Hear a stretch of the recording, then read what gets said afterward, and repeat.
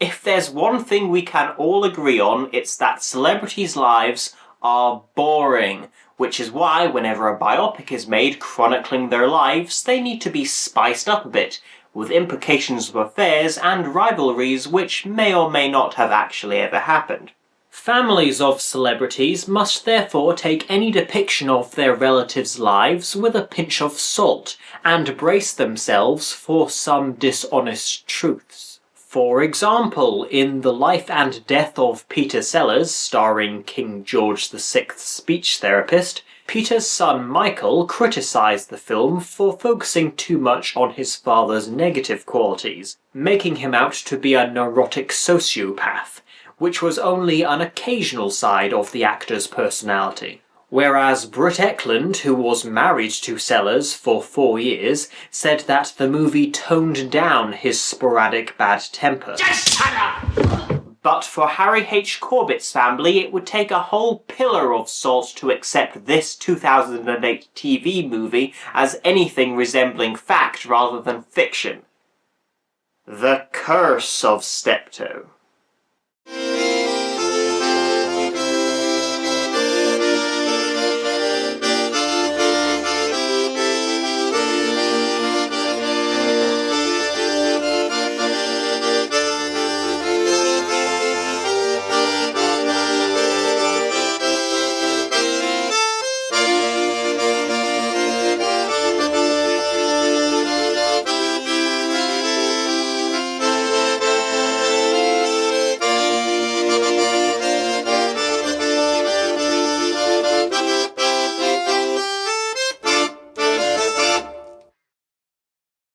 For the Steptoe fans who might have heard the rumours, let's just get this out of the way.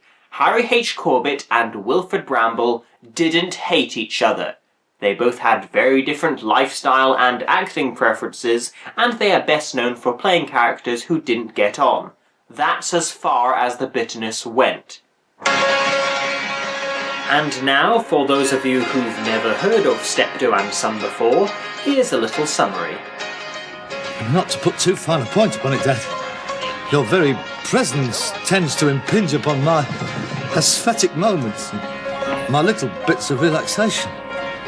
In other words, I get on your tits. Harold Steptoe is a rag and bone man in his late 30s who still lives with his dad in their small house full of junk they either haven't managed to sell or Albert refuses to part with. The two constantly bicker as Albert criticises every decision his son makes that could lead to him finally leaving home or acquiring a girlfriend. Sound familiar, my American viewers? That's because your hit 70s show, Sanford and Son, the first sitcom to star African Americans, was based on it.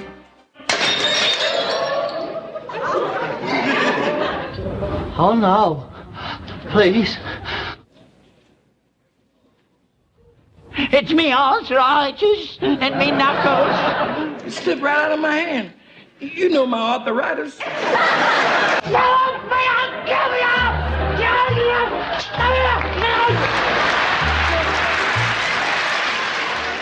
Though Harold considers himself to be an intellectual, he is naive, with clearly some emotional and mental problems. In one episode, it was revealed he got the lowest grades in his class at school. They hated me, them masters. Because of you. All the kids in school used to take the mickey out of me because I was a rag and bone man's son. I hated that school. I told you to take me away from it. Well, I did. Yeah, but you should have sent me to another one. Created in 1962 by Ray Galton and Alan Simpson, the sitcom is really more of a drama, particularly in the series' early years, where the laughs are overwhelmed by the tragedies of the situation. I'm trapped. I've been looking after him all my life. I mean, I've not had time to get married and have kids to look after me. I will be on my own. At the time he was offered the role of Harold, Harry H Corbett had become the talk of Britain's theatre critics and the acting community for his performances on stage, and the largest compliment he was ever paid was when he was described as England's Marlon Brando. But by the end of the 60s, any ambitions Harry had to be remembered as one of the greatest dramatic actors of English theatre were well and truly dashed as his life became trapped in a role of an uncontent and mildly incoherent rag and bone man, which lasted 8 series, 2 movies, and a stage tour of Australia spread over 15 years. But did Harry really feel that his life was dashed by the sitcom? Well, according to the 2008 drama The Curse of Steptoe, agreeing to take the glamour of the cash and fame was the biggest mistake made since Rick Mail chose to go out for a morning jog on the 9th of June 2014. The made-for-TV movie paints a very bleak image of Corbett's life, making him appear to be a bit of an arsehole who we grow to feel more and more sympathy for, as we are presented with an hour and 5-minute reenactment of how his life was very quickly ruined by Steptoe and Son. By 2008 I had heard of Steptoe and Son, but never seen it, but by chance caught The Curse of Steptoe the night it aired. In addition to the fact that the drama is very well made, I was fascinated by the story. A show about 2 characters who were always arguing and stuck in a situation that forced them to be together had apparently starred 2 actors who disliked each other but just couldn't say no to working together, as doing so was the only thing paying their bills. The poor little pricks. I had to find out more, and a quick search on the internet led me to a documentary from 2002. This was basically a documentary version of the movie I had just watched, except without testimony from the real Harry H Corbett and Wilfrid Bramble, as they had both died in the early 80s. It discussed the Australian tour they did a couple years after the series ended, Wilfrid Bramble's problems with alcohol and dealing with his closeted homosexuality, and of course Harry's sufferings with being typecast. Hate. That's the only word I can think of. Well, it's in a documentary, so it must be true. I mean, when are things people say ever taken out of context? Frankly, I'd have them all shot. When Steptoe Met Son even contained sound bites from the writers. Cushy. But then I decided to skim read a few articles on the subject. What's this? Apparently Galton and Simpson were promised the documentary wouldn't have the negative tone it did, or dig up dirt that was at most a sprinkle of topsoil. After it aired, they even tried to get an interview explaining the inaccuracies of the documentary, but were told, nobody cares. Oh, Channel 4, you just love being controversial, don't you? So, since Galton and Simpson had worked with Harry and Wilfrid for about 15 years, and so probably knew them fairly well, I realised I had been duped into believing a pack of lies. But it wasn't until 2012, when Susanna Corbett published this biography about her father, that I realised just how full of bullshit When Steptoe Cursed Son had been. Harry's daughter, who grew up to become an actress, spends the last chapter of The Front Legs of the Cow pointing out all the inaccuracies conjured up in the documentary and the docudrama. If you are a Steptoe fan, then you'd be a fool not to purchase a copy of this book, as it gives behind-the-scenes info on practically all 57 episodes, the movies, and the Australian stage show. Before getting to The Curse, I shall allow a second person's opinion on certain items covered in the documentary, starting with Wilfrid's alcoholism. One of my jobs as a junior on the production was to attempt to keep Wilfrid sober before a recording by going to the bar with him and monitoring his consumption, which didn't really, it was a hopeless errand. It was a fool's errand because you just couldn't do it. According to another production manager on the series, Mike is talking rubbish, or at least over-exaggerating Wilfrid's uncontrollable lust for spirits. By the end of the tour, the relationship had collapsed. Britain's most famous comic partnership was over. Really? Because I'm fairly certain that Morecambe and Wise were and are a more beloved double act than Bramble and Corbett. Returning home was not a case of separate cars. for separate planes. Harry point blank refused to leave on that plane. He would not fly or travel or ever get in another car with Wilfred as long as you lived. Now, those were his words. Naturally, there is no way to prove Harry didn't say this, but Susanna offers another theory as to why they left the country on separate planes.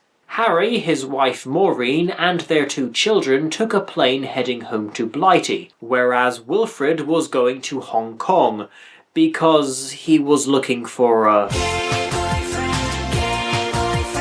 In 1985, aged only 57, Harry H Corbett died of a heart attack.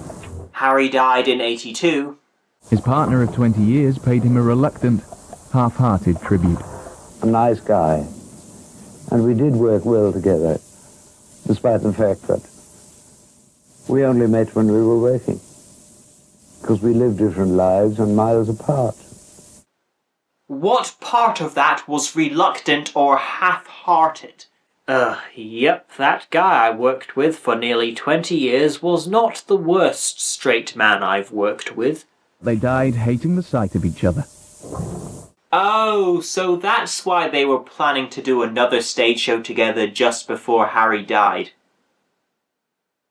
Actually, now that I think about it, that might have been the cause for Harry's second and last heart attack. Bramble, you monster! Well, I'm clean. Are you? Well, now that the warm-up is heated, we can move along to our feature presentation. Brought to us by BBC4, BBC4, BBC4, BBC4, BBC4. Wish me luck, darling. Fuck off. The year is 1961, and Lucius Malfoy, who is portraying Harry H Corbett, is off to play Richard II, but has asked his wife Sheila to stay home, because knowing she is watching will make him nervous, and there is nothing an actor dreads more than fear-farting during a Shakespeare soliloquy. You understand, don't you? Mo. Right. That's smashing. Mo. And how fitting to have Joan Littlewood sitting by the cursed title. Joan was in charge of the theatre group Harry belonged to, and felt very negative thoughts about the subjects of comedy and television, so would have been naturally aghast when Harry allowed Steptoe and Son to take over his professional life. Years after Harry's death, Susanna met the stuck-up biatch, whose response to her father's name was, "He should never have done that shit." A combination of ruggedness and sensitivity is very rare. But you have it. Ah, another acclaimed performance. Well, time to go cheat on my wife. They never show it, but what else could that have been implying? Meanwhile, hit comedy writers Alan Simpson and Ray Galton are having a meeting with... Boys, good of you to pop in. How are you? John Sargent? Oh, here we go. This is the horrible John Sargent ruining a marvellous dance contest. Actually, it's the head of the BBC's comedy programming, Tom Solon. We want actors, not comics. We want room to experiment, lots of different ideas. Okay. Given permission for every writer's dream of being able to write 10 different half-an-hour comedy dramas, the duo then face the problem of having to write 10 different half-an-hour comedy dramas. I saw a rag and bone man in the street on the way over. A rag and bone man? What an awful premise for a sitcom that would be. Intercutting between Harry chatting up a bird in a much less creepy manner than he did in The Magnificent Seven Deadly Sins, Alan pieces together the plot. They are father and son. And that's how Steptoe and Son was created. Now we know. And knowing is half the battle. Can you imagine if we got Harry Corbett? Hello there. Sooty's just making a stew for my supper. Now here's something that doesn't happen every time a TV series or movie is created. The writer's top choices to play the father and son are not only available, but agree to get involved with the extremely well-paid and fame-boosting project. Who's playing the father? Wilfred Bramble. Oh, yeah, he'll be good. Doesn't really matter, it's the son's story. Father's just a feed, really. Just like Sanford and Son, sod Red Fox, we all know who the real star of that show was. You know, what's his name? The guy who played the son in Sanford and Son. Mr. Corbett. Tom Sloan. Harry.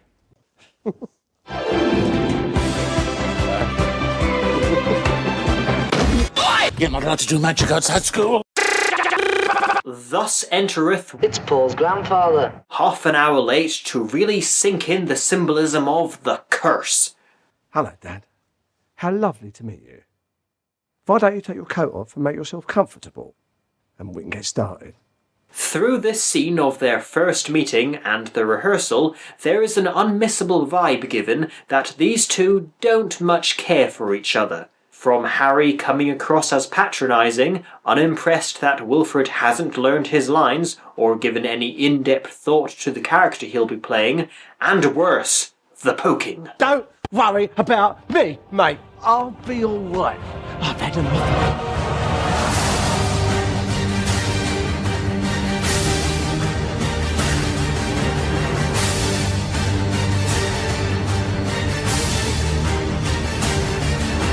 And this continues on later as Wilfred becomes annoyed with Harry for giving him acting tips and suggestions. I don't need to find the Albert within myself. I put on the costume and act. Though definitely aimed as the story of Harry H Corbett's downfall, the biopic does touch upon the very private and seemingly lonely life of Wilfred Bramble.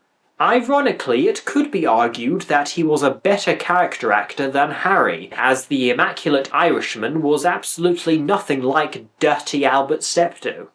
In this, he is being played by Phil Davis, who, despite appearing in TV shows and films yearly since the early 70s, I have successfully managed to avoid him completely, besides this. He's even in the one Alien film I haven't seen. We better clear out so they can let the audience in. There's an audience. You mean those 300 chairs I just walked past are for people to sit on? Why would he be the slightest bit iffy about this? He's been performing to live audiences for over 10 years. Move, you runts! Move! I gotta go. I gotta get away. I gotta get away. I can't put the kettle on, shall I? You know what you've got here, don't you? Make us a nice cup of tea. You've got a pilot for a whole new series. Alas, Galton and Simpson don't want to do another sitcom involving the same characters going through the same situations every episode. But John Sargent's voice is a persistent one. Wilfred, a drink? No, thank you. Wilfred has a prior engagement, telling off young men who are making love in public toilets. It's disgusting. You should not off your gift. Look what you've done. I'll bet the curse is behind this. Sheila tells Harry that she got a role in the sketch show The Frost Report, which he shows signs of not giving a shit about, and decides to see if sucking on her mole will keep her quiet. Ta-da! I'm not taking you out in that. Why not? Put something else on. Oh, trouble in paradise. Fuck off! While Harry acts like a prat, here's a timeline error for you all. Sheila became a cast member of The Frost Report when the show was created in 1966. The Offer, which we now refer to as Steptoe and Son's pilot, aired in 1962. Also, by 1966, the Corbetts had been divorced for 2 years. We think it'd make a terrific series. I don't know, Tom. You'd reach more people in one night than you would in 10 years in the theatre. What do you think? Yeah. Fantastic. Yeah, great. So Harry agreed to do the Steptoe and Son series just because he wanted to piss off his wife.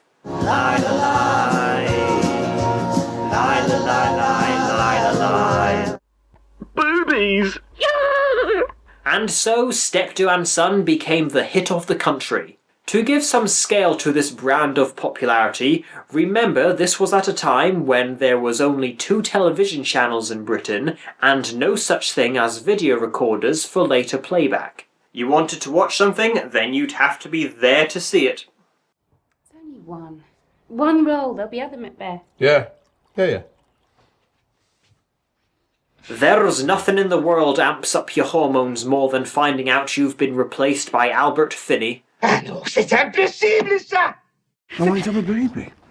Oh, well, I don't, not yet. This addresses the sadly true issue that developed in the Corbett's marriage. Harry really did want a child, though here it comes across that part of his urge for one is to slow down Sheila's career by making her pregnant and a mother.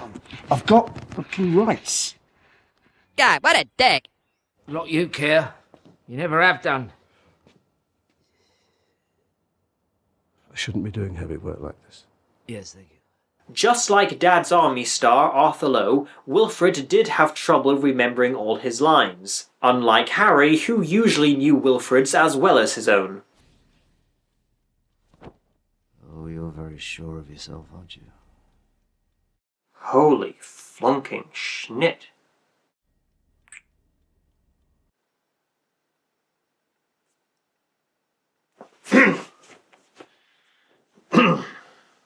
Don't take this the wrong way, but that's the fakest beard I've ever seen. Although rejected for another serious role on the stage, Harry proudly, or rather pompously, announces that he's got a lead role in a movie. Mind you, this was scarcely anything new. He'd been appearing in films throughout the 50s as minor and main characters. I'm not supposed to tell you this, but the BBC called. I mean, you're not supposed to tell me. It was This Is Your Life. No. No, all right? You told her sod off. You let her anywhere near me and I will fucking divorce you. To be fair, I'm pretty sure that's every actor's reaction who didn't want their personal lives revealed on This is your life. On the first day of filming, Harry is told to give his character a working class sort of accent, which he is visibly miffed about as he knows they are just wanting him to play Harold Steptoe in a suit. The typecasting has begun. I have taken the form of the Steptoe curse for some reason. During a break in filming, Harry notices... Frenella Fielding? Area screaming! Aren't you gorgeous, eh? Yeah, I am, aren't I? I'm absolutely ravishing. What the fuck am I doing in this bloody awful film? Pretty stuck up for an actress without a Wikipedia page. Do you like role play? How about I play someone who really doesn't fancy you? Oh, come on. Maureen's response in real life was much funnier. I'm 21 and married. Kindly leave me alone. You cheating bastards. Actually, at the time they started dating in 1965, Harry and Maureen had both separated from their partners. I saw Ladies Who Do the other day. Huh? At first, I thought it was great. No, right. I released it at the wrong time. Don't sell it short. 71 on IMDb. Respectable for a comedy.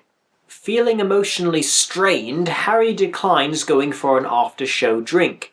So, of course, Wilfred, for once, agrees to go. That night, the tipsy gentleman notices a man waiting outside the public toilets.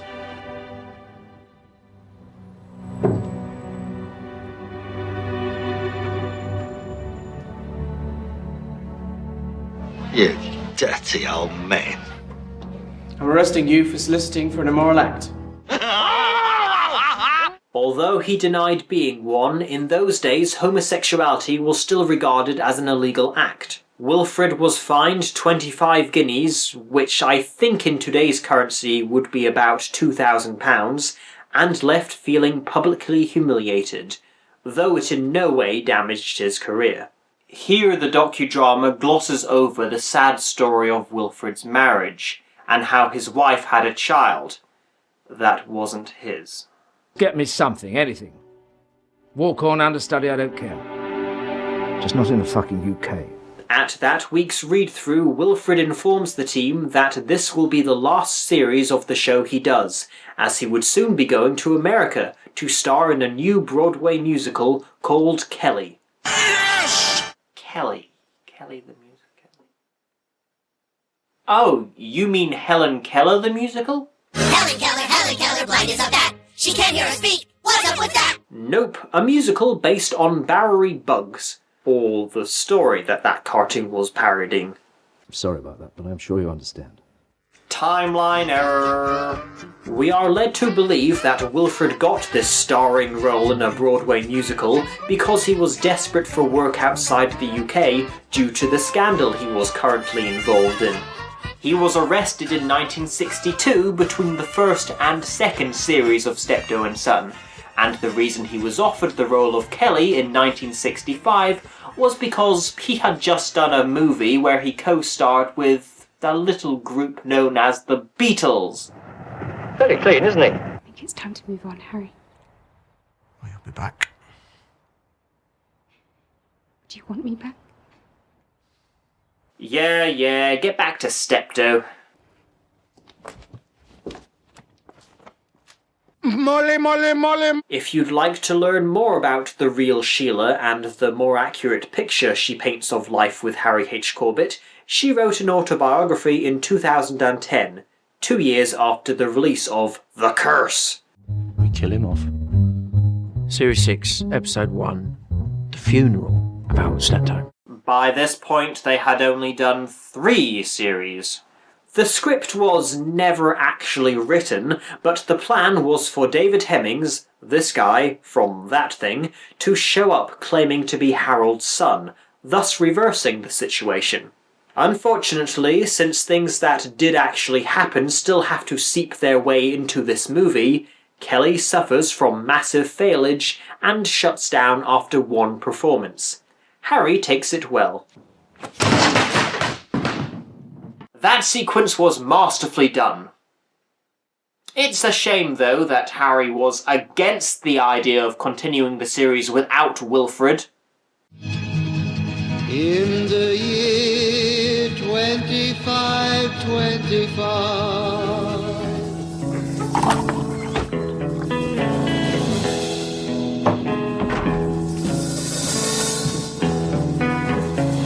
Well, this is more awkward than someone who constantly plugs his Twitter account but has only managed to acquire 15 followers in a year.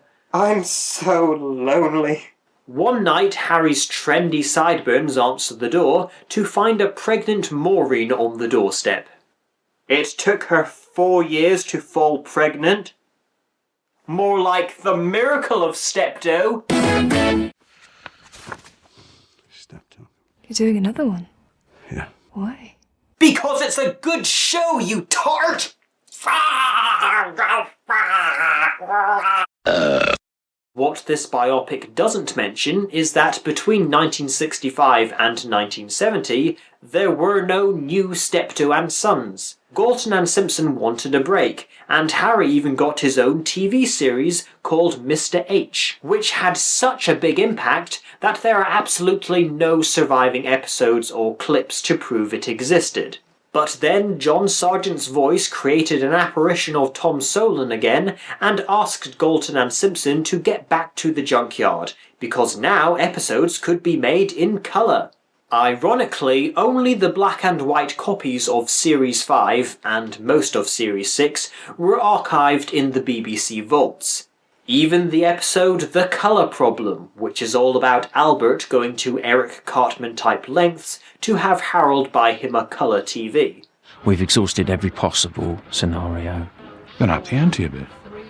Let your imaginations go. Let's just make it really fucking funny.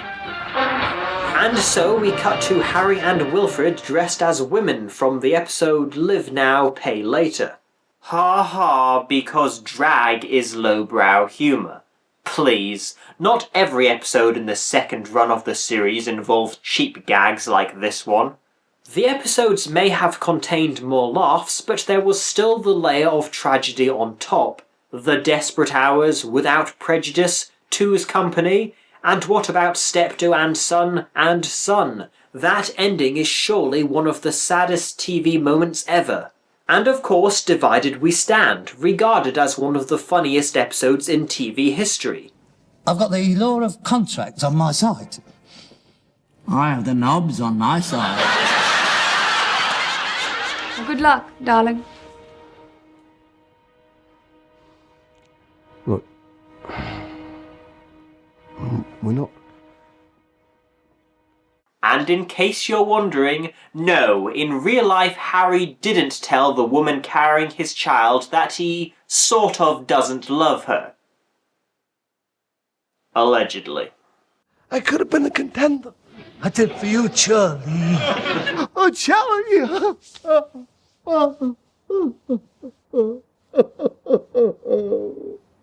Is it me? Fuck's sake, of course it's you. I've done the setup, I'm waiting for the punchline. Actually, Harry, you had one more line. Well, you know how it goes. And they gave you the job? Yes. Well, stuff my old boots. I'm a rag and bone man. And that's all I'll ever be. Where did these lines come from, I wonder? Maureen gives birth, and the realisation he's a father gives Harry the courage to go back to the studio, where he says to Wilfred he doesn't want to play this game anymore, and Wilfred happily agrees, but also tells him to fuck off. And now that they are in agreement, the curse is lifted, and Maureen beams with pride, knowing that she is responsible for killing one of the most important TV shows in the history of TV. So much about that damn sequence was wrong. John Corbett was born in the late 60s, followed by their daughter Susanna in 1968. The last episode of Steptoe and Son was recorded in October 1974, and Tom Solon is shown to be there, and at all the rehearsals for the second run of the series. But he died between the 5th and 6th series in 1970.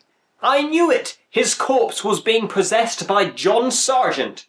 And of course, he'll live forever. So they got it wrong by the beginning of a life and an ending of a life. And really, Harry ended the show by literally walking away from it. Don't you dare try selling me that shit. But it ain't over yet, folks. You can't just put the lid on a curse and expect it to stay in solitary confinement forever. How'd you fancy doing a tour of Australia?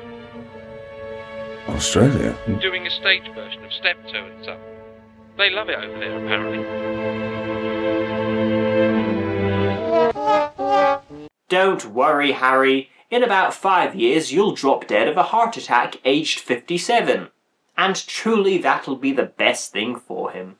There are just so many details wrong in this docudrama. Doesn't making it inaccurate kinda defeat the purpose? Why not just tell the tale with a fictional actor cursed by a fictional sitcom? Research was done for this movie. People who knew and worked with Harry were interviewed about the timeline they were aiming to depict. And yet everyone who worked with and knew Harry said they took the information that, yeah, after 8 series, Bramble and Corbett were not as chummy as they used to be, and turned that into, they loathed each other from the day they met. Was Harry H Corbett's potential career as a dramatic actor ruined by Steptoe and Son? Yes. Doing Steptoe and Son actually ruined Harry's career as an actor. Oh. It was no longer possible for Harry to go on the stage and be serious. When he played Shakespeare, he had the same voice. And whereas before Steptoe, it sounded like a wonderful reading, now it's the winter of our discontent. You know, it's an unusual reading. You know, because now he'd say, hey, it's Harold Steptoe. And Harry realises very early on, and for the rest of his career, he didn't bother, he just played comedy films. The question is, did he feel that he'd chucked himself into a life of disappointment because of it? He was typecast and he was accepting of it and realistic about it. That sounds like a nope to me. In response to complaints from friends and family of the Corbetts, a whole 30 seconds of the drama was edited out and began with the following message. The fuck does conflated mean? What part did they cut out? The short scene after Wilfred is confronted by journalists, in which Harry laughs while reading about his co-star's wife having an affair with their lodger, whose name happened to be Roger. Whoop-de-doo, that makes a massive difference. As a piece of constructed film, The Curse of Steptoe is a decent, and even won the Royal Television Society's award for an individual drama shortly after its release, and deservedly so, providing you have no interest in ethics or morals. The best way to sum up The Curse of Steptoe? In an interview, Jason Isaacs said that the shoot was a difficult one because he had to wear brown contact lenses to match the actor he was playing. Harry H Corbett had blue eyes, the same eye colour as Jason Isaacs. Still, there was no way for them to find that out besides checking photographs, asking people who knew Harry, or even watching the 17 episodes of Steptoe and Son that are in colour. This is Jeffrey Kitsch saying, Boy, I really hope somebody got fired for that blunder.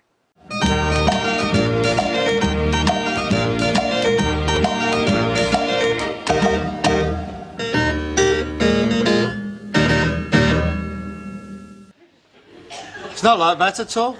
Oh, of course it is, actors. They're all poofs.